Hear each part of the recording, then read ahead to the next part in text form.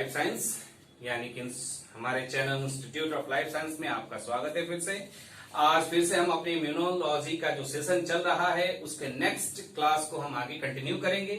आज का जो हमारा टॉपिक है वो है ट्रांसप्लांटेशन इम्यूनोलॉजी। तो ट्रांसप्लांटेशन इम्यूनोलॉजी टॉपिक को हम स्टार्ट करने से पहले कोशिश करेंगे कि ये ट्रांसप्लांटेशन इम्यूनोलॉजी वर्ड की मीनिंग क्या होती है। ट्रांसप्लांटेशन वर्ड को यदि हम ब्रेक करें, ट्रांस अलग और प्लांटेशन अलग, तो ट्रांस का अर्थ होता है ट्रांसफर करना और प्लांटेशन का अर्थ होता है प्लेसमेंट। यानी जब किसी चीज को हम एक जगह से उठा के किसी और जगह पे रखते हैं तो इस प्रोसेस को हम ट्रांसप्लांटेशन कहते हैं। और इस कार्य के दौरान, इस प्रोसेस के दौरान यदि आपकी डिफेंस सिस्टम कोई एक्शन ले रही है और आप उसकी स्टडी करना चाहते हैं कि ऑर्गन ट्रांसप्लांटेशन के दौरान आपकी डिफेंस सिस्टम किस तरह का एक्शन लेती है, तो इसकी स्टडी को हम ट्रांसप्लांटेशन इम्यूनोलॉजी कहेंगे। तो आज का यही टॉपिक है। देखिए, हमारे जीवन में बहुत सारी परेशानियां आती है। मनुष्य का जब जन्म होता है, मनुष्य का किसी भी प्राणी का जब जन्म होता है तो जन्म के बाद वो हमेशा इस वातावरण में स्ट्रगल करता है। इस वातावरण में उसे ऐसी चीज भी तंग करती है जिसे वो देख नहीं पाता और ऐसी चीज भी उसको तंग करती है जिसे वो देख सकता है। यानी दोनों तरह के तत्वों से उसे हमेशा डेंजर है, हमेशा उसे परेशानी है।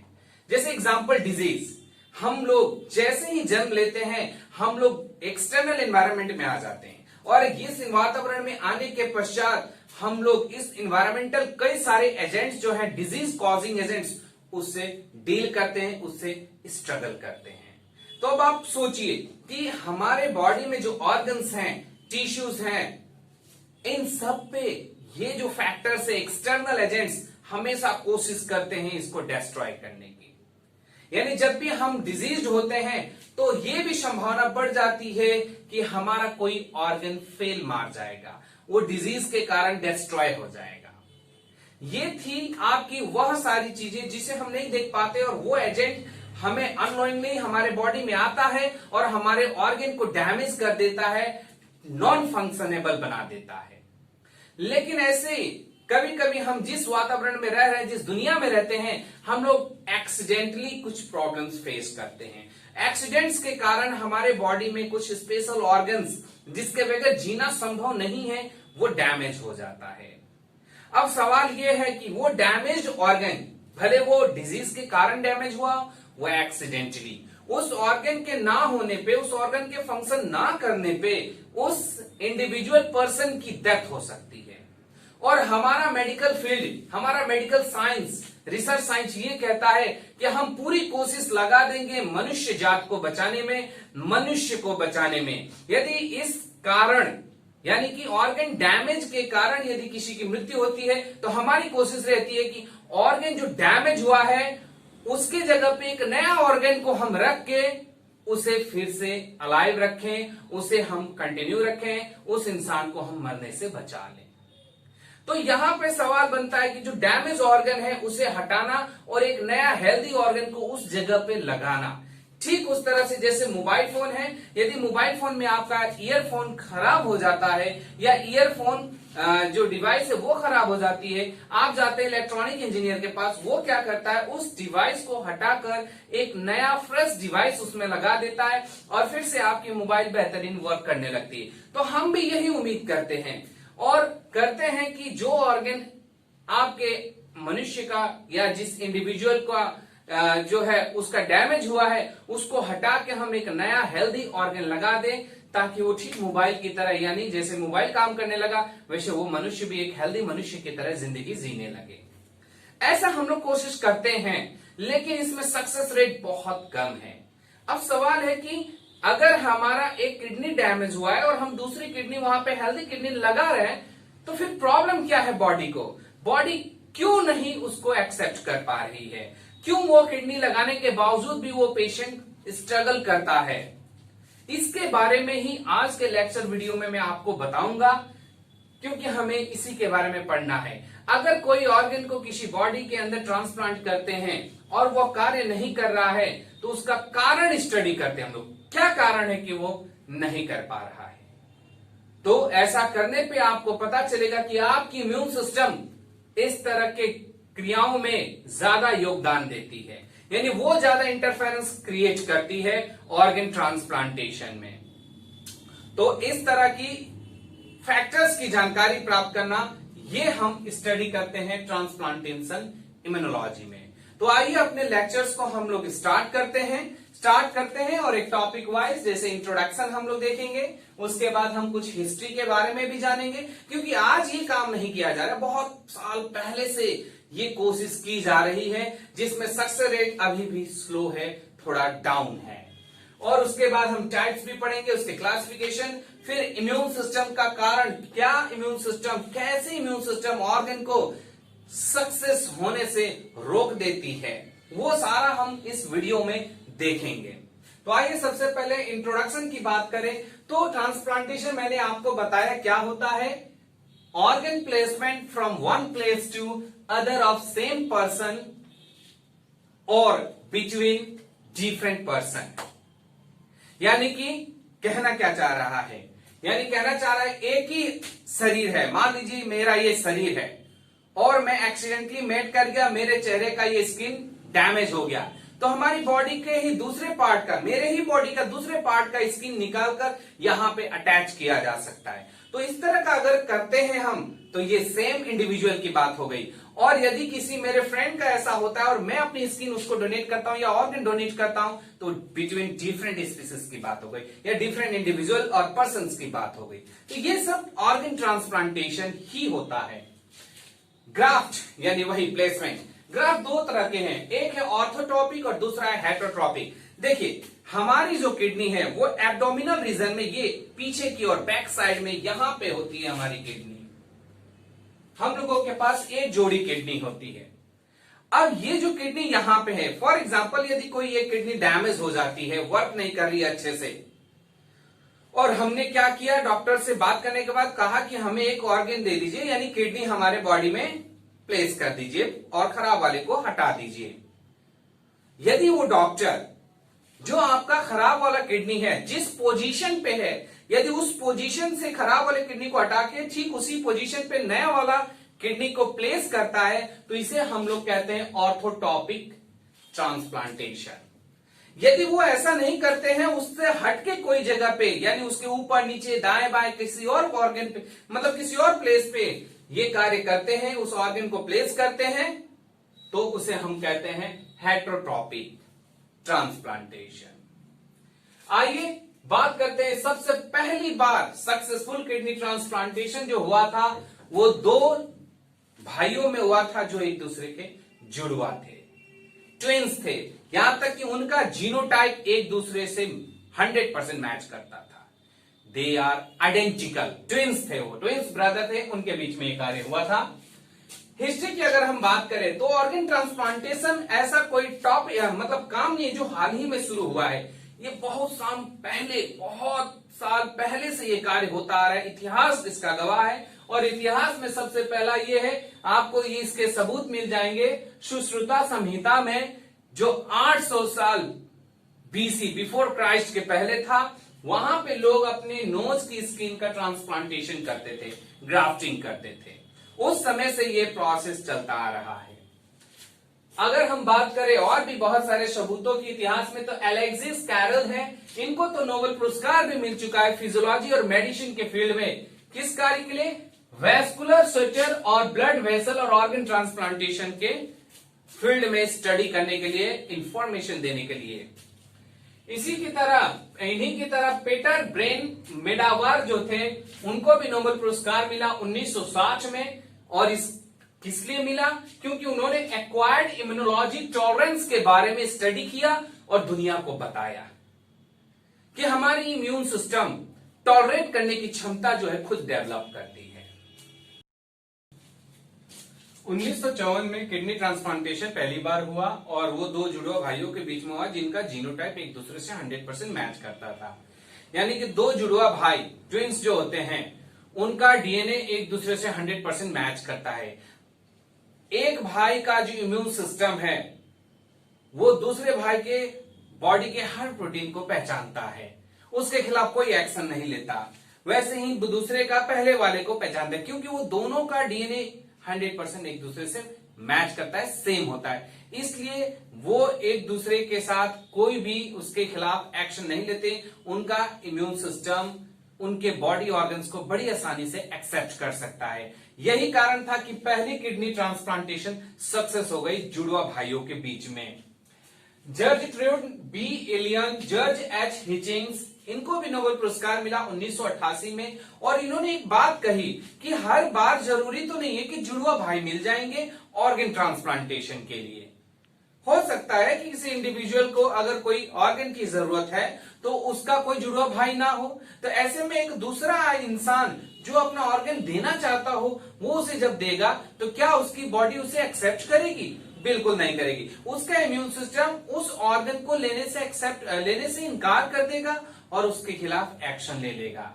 तो इन्होंने कहा क्यों ना हम उसके इम्यून सिस्टम को सप्रेस कर दें और इस कदर सप्रेस करें कि वह ऑर्गन जब ट्रांसप्लांटेशन हो तो उसकी इम्यून सिस्टम उसके खिलाफ कोई एक्शन ना ले। तो यही बात उन्होंने कहा और उन्होंने कहा कि इस तरह की प्रॉपर्टी को डेवलप करने के लिए हमें ड्रग्स का इस्तेमाल करना होगा, जिन्हें नाम दिया गया इम्यूनोसप्रेशन ड्रग्स, जिसका एक उदाहरण है एजाथायोप्रिन। एजाथायोप्रिन जो है, यदि यह ड्रग्स रिसीवर यानी कि उस इंडिविजुअल को दिया जाता है जिसके अंदर ऑर्गन ट्रांसप्लांट करना है, तो उसकी इम्यून सिस्टम सप्रेस हो जाती है और उस बाहर से आने वाले ऑर्गन के खिलाफ एक्शन नहीं ले पाती। इस तरह से हमारी कोशिश ये होती है कि वह ऑर्गन ट्रांसप्लांटेशन सक्सेस हो जाए। खैर, इसके बारे में इन्होंने ये बताया, इसलिए इनको नोबेल पुरस्कार भी प्राप्त हुआ। अब कुछ वर्ड्स के बारे में जानते हैं, जैसे ऑटोग्राफ्ट।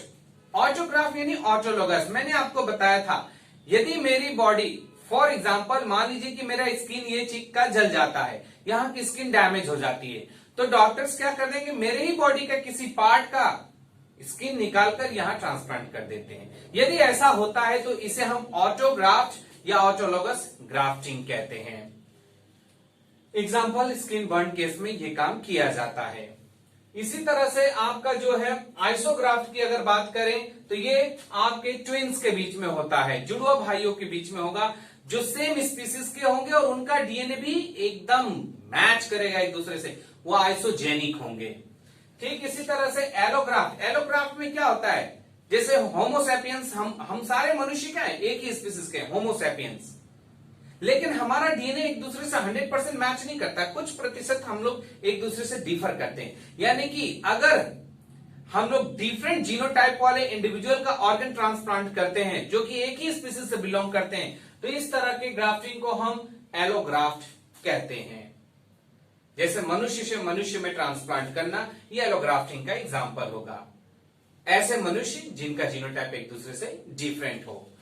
और यदि मान लीजिए कि हम एक स्पीसीज के इंडिविजुअल में दूसरे स्पीसीज के इंडिविजुअल का ट्रांसफर करते हैं, यानी स्पीसीज भी डिफरेंट, जीनोटाइप भी डिफरेंट, तो इस तरह के ट्रांसप्लांटेशन को हम जीनोग्राफ्ट कहते हैं। जैसा कि एग्जांपल, बंदर की हड्डी मनुष्य के हड्डी में लगाया जा सके, बॉडी में लगाया जा सके, अगर ऐसा होता है तो उसे हम जीनोग्राफ्टिंग कहते हैं। आइए अब इसी चीज को थोड़ा क्लासिफिकेशन टेक्निक के थ्रू पढ़ते हैं। Classification of graft. ग्राफ्ट कितने प्रकार के होते हैं, तो कई आधार पे इसकी टाइप्स बताई गई है।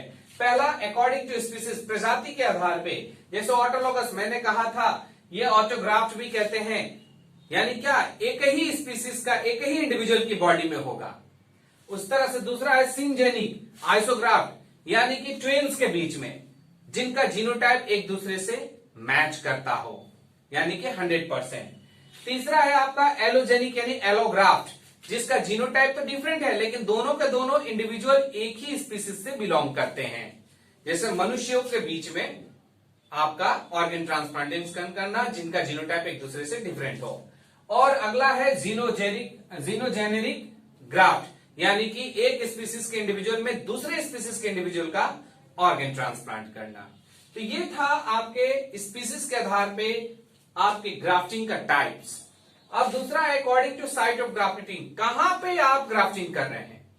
यदि जिस बॉडी के पार्ट में से आप कोई ऑर्गन निकालते हैं और नया ऑर्गन अगर उसी पार्ट में उसी प्लेस में आप इम्प्लांट करते हैं यानी प्लांटेशन करते हैं, तो उसे हम लोग कहते हैं ऑर्थोटॉपिक ग्राफ्टिंग। और यदि उस प्लेस से हटके दूसरे जगह आप लगाते हैं उसे, तो उसे कहते हैं हेटेरोट्रॉपिक ग्राफ्टिंग। अब बात करते हैं अकॉर्डिंग टू सोर्स और ग्राफ्ट। ग्राफ्ट के स्रोत कहां से मिला आपको ऑर्गन, इसके आधार पे हो सकता है कि जिस इंडिविजुअल की बॉडी में आप ऑर्गन ट्रांसप्लांट कर रहे हैं वो ऑर्गन किसी जीवित मनुष्य ने दिया हो, जैसा कि अक्सर किडनी ट्रांसप्लांटेशन में किया जाता है कि परिवार के ही किसी सदस्य ने क्या किया, अपने उस पेशेंट को किडनी डोनेट कर दिया जो कि डिजीज्ड है। तो इस तरह के ट्रांसप्लांटेशन को या ग्राफ्टिंग को हम लाइव डोनर ग्राफ्ट कहते हैं। और यदि मान लीजिए कि किसी इंसान ने पहले से रजिस्ट्रेशन करा रखा है और कहा है कि मेरी मृत्यु के बाद मेरे अंग जो बच जाते हैं उस अंग को जिसे जरूरत है उसे डोनेट कर दिया जाए। अगर ऐसा ऑर्गन है कि उस ऑर्गन का बॉडी जो है नष्ट हो चुका है, वो मर चुका है इंसान, जैसे एग्जांपल आंखें, और वो आंख किसी इंसान को दिया जा रहा है तो ये डेड बॉडी का है, इसलिए इसको हम क्या कहेंगे, कैडेवरिक ग्राफ्टिंग। यानी कि लाइव एंड डेड की कहानी है, कुल मिला के यही बात है। अब बात करते हैं इम्यूनोलॉजी ऑफ ग्राफ्ट रिजेक्शन।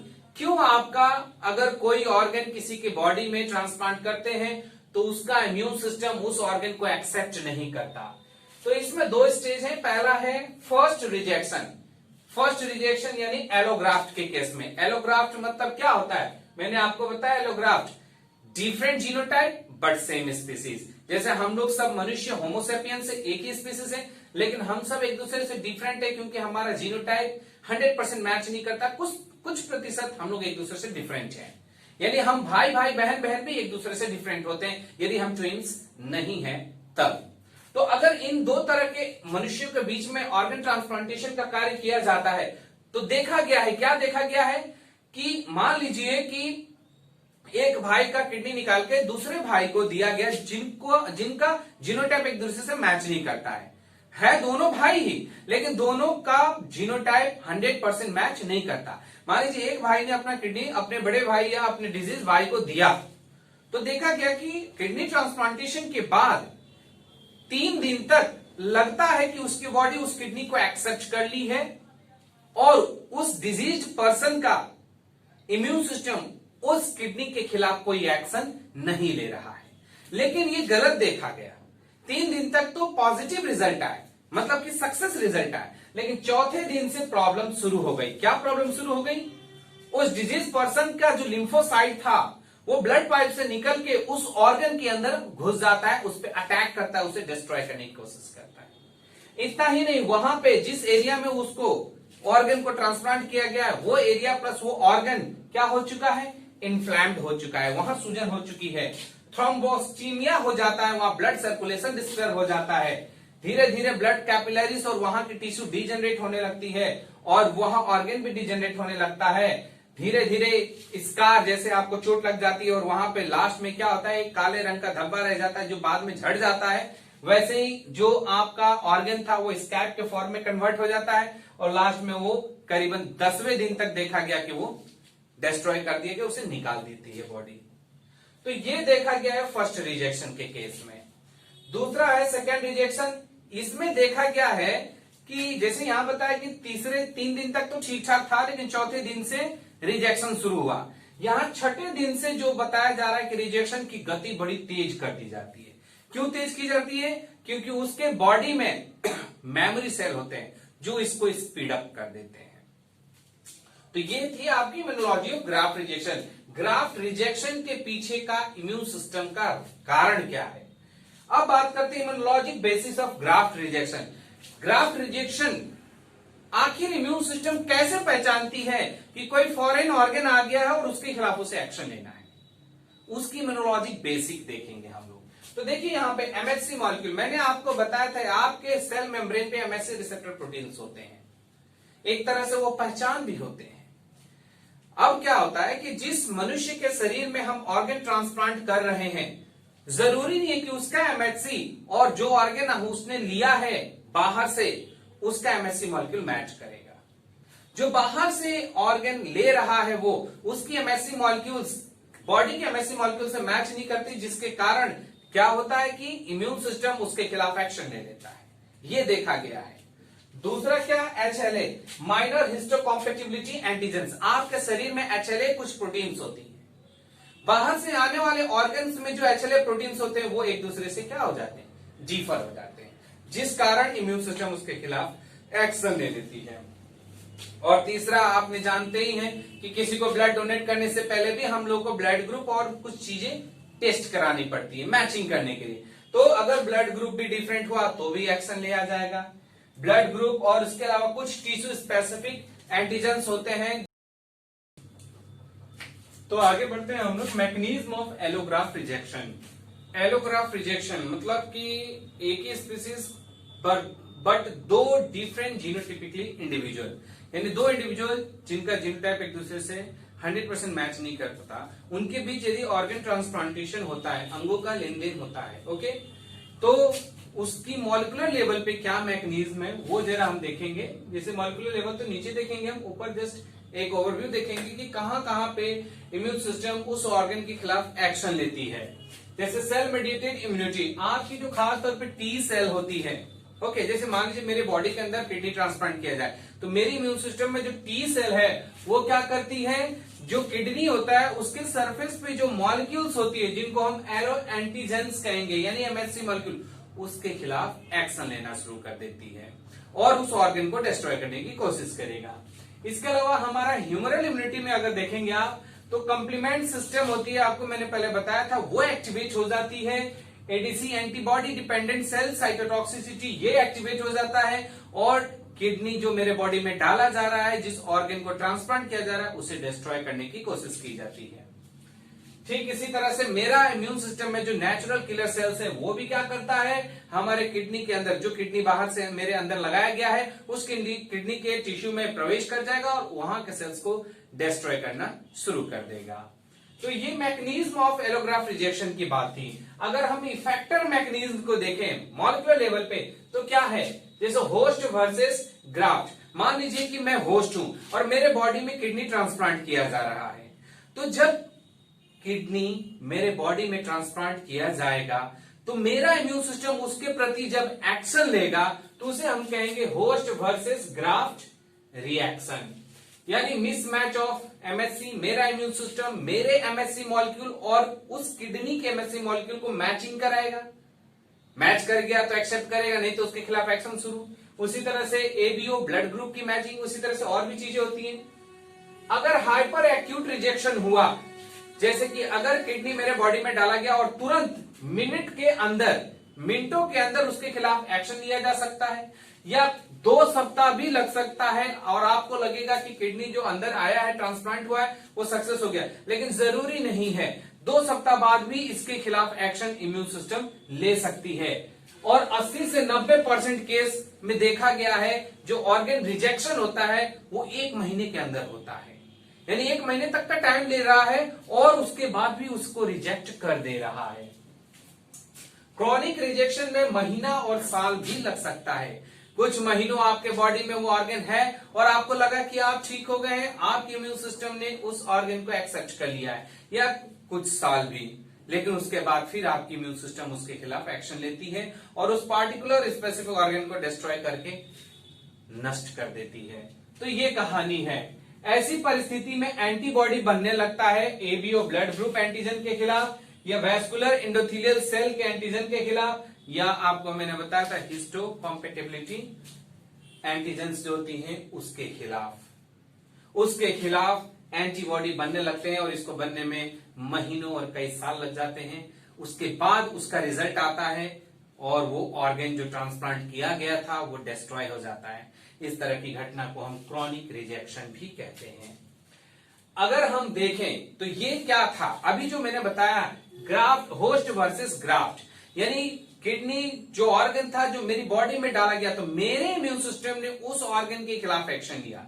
लेकिन आप अच्छी तरह जानते हैं कि जिस इंसान के शरीर से वो अंग लाया गया है उस इंसान का भी इम्यून सिस्टम है। जरूरी नहीं है कि किडनी ही आपके बॉडी में आएगा, हो सकता है किडनी के साथ साथ कुछ इम्यून सेल्स भी आ जाए। अगर वो इम्यून सेल्स किडनी के साथ साथ आपकी बॉडी में प्रवेश कर गए तो वो इम्यून सेल्स आपके बॉडी के मॉलिक्यूल्स के खिलाफ एक्शन लेने लगेंगे। यानी एकदम उल्टा पड़ जाएगा ये गेम। जो आ रहा है किडनी उसमें मौजूद WBC आपके बॉडी के मॉलिक्यूल्स को एंटीजन मान के उसके खिलाफ एक्शन लेने लगेगा। अगर ऐसा होता है तो इसको कहते हैं ग्राफ्ट वर्सेस होस्ट रिएक्शन या डिजीज। जैसे ग्राफ्ट इज इम्यूनोलॉजिकली पावरफुल, अब जो किडनी है उसमें जो WBC वो काफी शक्तिशाली है और वो होस्ट के एंटीजन के खिलाफ ही एक्शन ले रहा है। ऐसा केस देखा गया है बोन मैरो ट्रांसप्लांटेशन के केस में। इम्यूनो कॉम्पिटेंट सेल्स ये जो ग्राफ्ट रिएक्शंस की होती हैं वो किसके खिलाफ डेवलप हो जाती हैं? HLA यानी हिस्टोकॉम्पिटिटिव एंटीजन और कुछ होस्ट के बॉडी में जो एंटीजन पाए जाते हैं उसके खिलाफ एक्टिवेट हो जाती हैं और होस्ट को ही डैमेज करना शुरू कर देती हैं। आइए अब सवाल बनता है कि अगर ऐसा ही होता रहा तो फिर हमारा जो लक्ष्य है, हमारा जो ऑब्जेक्टिव है, गोल है कि हम इंसान की जिंदगी बचा लें, ऑर्गन ट्रांसप्लांटेशन करके वो बेकार हो जाएगा। तो हमने भी कुछ कोशिश की है, मेडिकल साइंस में भी बहुत सारे कार्य हुए, कोशिश की जा रही है कि कैसे होस्ट के इम्यून सेल्स को या इम्यून सिस्टम को रोका जाए ऑर्गन्स के खिलाफ एक्शन लेने से, या ऑर्गन को इम्यून सेल्स के होस्ट के बॉडी के खिलाफ एक्शन लेने से रोका जा सके। तो आइए उसी पे एक हम लोग पॉइंट देखते हैं, एक दृष्टि डालते हैं कि कौन कौन सी चीजें ऐसी होती हैं। तो ऑर्गन ट्रांसप्लांटेशन करने से पहले कुछ चीजें जरूरी है। सबसे पहले उसका रिजेक्शन ना हो, कहते हैं ना बचाव इलाज से ज्यादा बेहतर है। अब रिजेक्शन, अगर ऑर्गन ट्रांसप्लांट कर दिया और रिजेक्शन शुरू हो गया तो उसके बाद आप कुछ नहीं कर सकते हैं। तो बेहतर है रिजेक्शन, ऑर्गन ट्रांसप्लांट करने से पहले ही आप कुछ कार्य ऐसे करें कि ऑर्गन को डालने के बाद बॉडी में कोई रिजेक्शन का केस जल्दी ना बने। तो उसमें से एक पॉइंट है टिश्यू टाइपिंग। आप जो ऑर्गन किसी की बॉडी में ट्रांसप्लांट करने जा रहे हैं उसकी टिश्यू की टाइपिंग कर लीजिए। मैं कहने का आता है कि होस्ट का मॉलिक्यूल और ऑर्गन के मॉलिक्यूल को मैच करा लीजिए। जैसे ABO, जो डोनर है, जो ऑर्गन दे रहा है उसके ABO यानी ब्लड ग्रुप जो भी है उसके एंटीजन को एक्सेप्टर के एंटीजन से मैच करा ले। हो सकता है वो B पॉजिटिव ग्रुप का हो तो डोनर और एक्सेप्टर दोनों सेम हो तो बेहतर होगा ना, उसके खिलाफ एक्शन नहीं लेगा। वैसे ही RH बताई दिया। क्रॉस मैचिंग, कुछ पहले से एंटीबॉडी बने होते हैं तो होस्ट यानी रिसीवर और डोनर दोनों का ये मैच करना होगा। तीसरा HLA टाइपिंग, होस्ट का जो HLA है और डोनर का जो HLA है, HLA-A, HLA-B, HLA-DR, ये सारे मॉलिक्यूल्स मैच कराने होंगे। अगर ये मैच कर गए तो हम दूसरे स्टेप में आ जाएंगे। दूसरा स्टेप है इम्यूनो सप्रेसिव थेरेपी, क्योंकि इसके मैच करने के बाद भी उस अंग के खिलाफ होस्ट का इम्यून सिस्टम एक्शन ले सकता है।